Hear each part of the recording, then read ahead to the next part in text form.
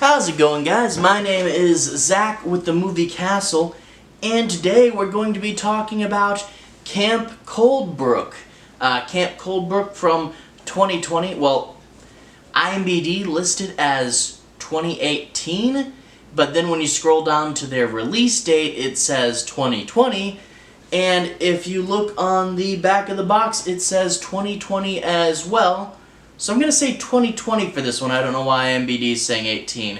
But anyway, this is directed by Andy Palmer and stars Chad Michael Murray and modern-day Scream Queen Danielle Harris.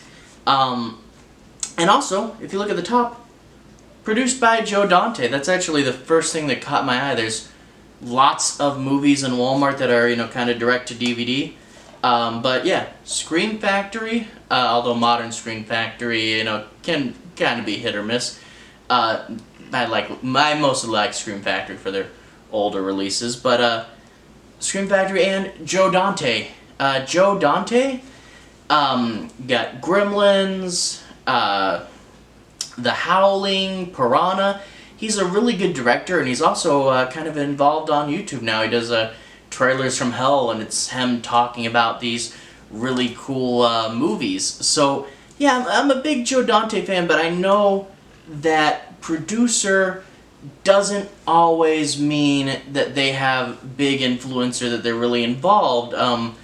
If you look at another example of these presents type movies, Wes Craven had a bunch of presents. Wes Craven presents this, that, and I'm in the middle of watching Wes Craven presents Don't Look Down, and it's a pretty bad movie. So I knew that presents doesn't necessarily mean much, but I'm a fan of Joe Dante. I want to watch a movie. I'll give this one a try, and I'm glad I did. This is actually pretty good. Not the greatest thing ever, but still pretty good. Let's get into it.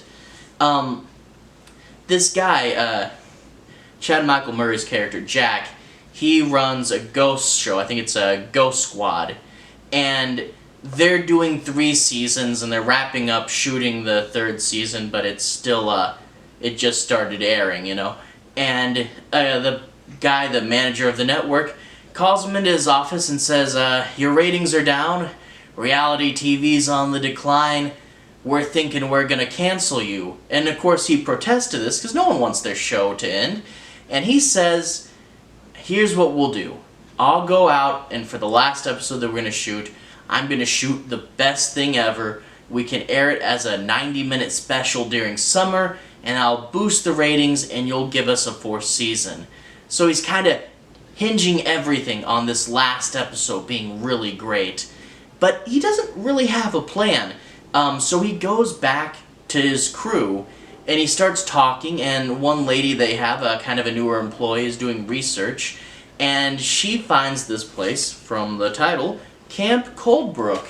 And in Camp Cold Brook, way back when, there was 28 kids that died. This lady poisoned or drowned them, and killed 28 kids way back when, causing them to shut it down. And now there's rumors that the camp is haunted, and they're like, well, summer camps are cool, this is a great sounding location, plus it's a very obscure one that not every other ghost show has done, so everyone's done all these other locations. This is an original. If you want to see this, you have to go to them. So they think maybe this will be it, so they go and do a scouting thing. They're still recording in case they find something, and they want to, you want to have all the footage you can, but they're just there to scout it, to see if it can be the right place. And this camp they go to is a really cool location. They're using an actual camp. I don't know if the real camp was abandoned, or if this is just like during the off time that they're shooting this. But that is a really good thing with this movie, is they're using a real existing camp and not a set. Because camps in real life are huge and sprawling, and there's little things about them actually seeing a real rundown place with these big open areas. It's really creepy and really realistic, because so many times when a set dresser has to make something look scary, they go over the top, but this really looks like a place that you might see an abandoned YouTube channel, abandoned explorers YouTube channel type doing, you know, and it's a really cool, really great set. And plus, you also get there's a bunch of ghosts haunting this place. So there's 28 kid ghosts plus the evil lady, which is really cool that there might be evil things everywhere. Now I do want to say, because I mentioned this is one of those ghost hunter shows and they're recording stuff for TV, you know, footage. I want to make sure, you know, this is not a found footage movie. Now, because of the nature of what they're doing, there are some found footage shots, but I would say 95% of the movie, 90 to 95% of the movie is a regular movie, but it does jump into the cameras sometimes, you know, and you do get some really cool found footage scenes without the whole thing having to be found footage. A lot of people, there are quite a bit of ghost investigator movies, you know, be it for shows or exploring or professionals trying to, you know, help people. You might think of this crew kind of like the Grave Encounters crew, and if you're a fan of Grave Encounters, it's probably worth checking this out, although this isn't found footage. But it did one thing, one of my few gripes with Grave Encounters, you know, is it does play off Ghost Adventures, kind of like this one does. But the lead character in Grave Encounters is faking it, which, you know, can drive to some humor. But, you know, you're trying to appeal to fans of these shows because you're making a movie about it, and then you make him an unhonest person. Is one of my few gripes about Grave Encounters. But this movie, I really like Jack in this movie, the main character, Chad Michael Murray. He is legitimately trying. Now, sometimes he does question whether he believes in this anymore, but he really is trying, and he really wants to see a ghost, you know, and he can be, you know, kind of a funny guy sometimes and say some things that are a little, but he legitimately wants to try to find ghosts, which I really did like, and he's not faking or doing anything like that, and plus he's a loving father with 2 kids, you know. They really did a good job of building up this good guy as your main character there.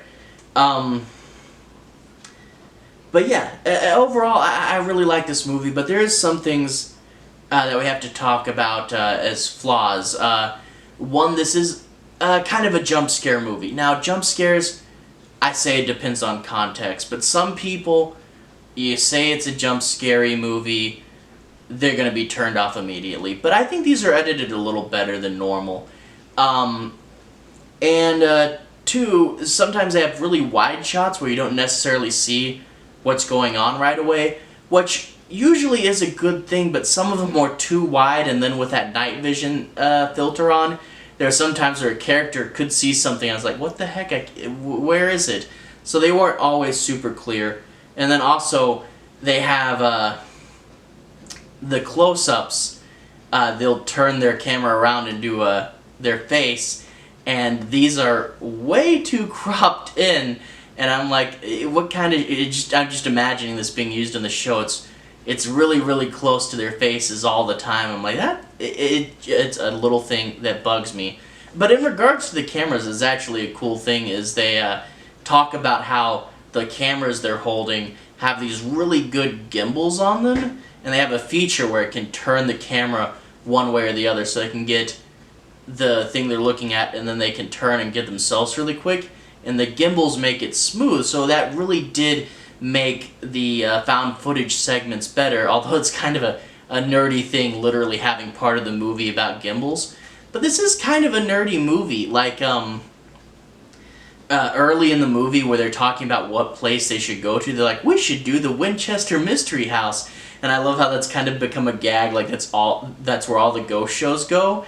And one of the guys goes, nah, I hear they're making a really bad movie about it. And I'm like, okay, that's a funny joke. And then when he's talking about the show maybe getting ended, he goes, well, I can take this to the Travel Channel, and because that's the channel that Ghost Adventures is on, and a bunch of other ghost shows. And then there was one of the guys who's doing the camera work. He's like, I got a degree. I should be doing movies. I should be on whatever big horror movie reboot they're doing nowadays. And he references that they might be doing a Howling reboot, and Joe Dante is presenting this, who did the original Howling. So yeah, there's a bunch of real nerd jokes, and so many times whenever you see horror movies try to do this, it's people that don't really know horror movies, and it's like, hello, fellow horror fans. But these were good, real inside stuff, and you could tell that they really cared. I mean, even the logo for Camp Cold Brook has that big oval, kind of like how Camp Crystal Lake had that famous oval logo you saw on that yellow sign all the time. And it's good little things that made me really like it. Now, I did mention that there are some flaws, and it's not an amazing movie, and this actually doesn't have a terribly high IMDb rating, so part of me wonders if this is just one of those weird little movies that I like.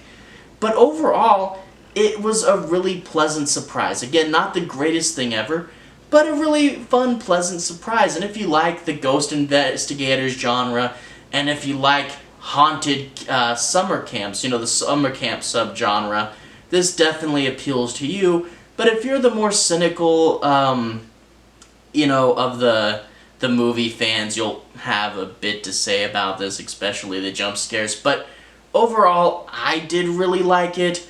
It's not for everybody, and again, it's not going to be the biggest hidden gem, but I had a really good time. It was a pleasant surprise. I really did like it. So, look at what I said, and if what I said sounds like something that would appeal to you, definitely check this out. Anyway, I'll see you guys again next time for another movie or TV show or something. But anyway, for those of you who've made it to the end, thanks for watching. And for everyone who's liked and subscribed, thank you. You really are helping the channel out. I'll see you guys again next time. Have a good day.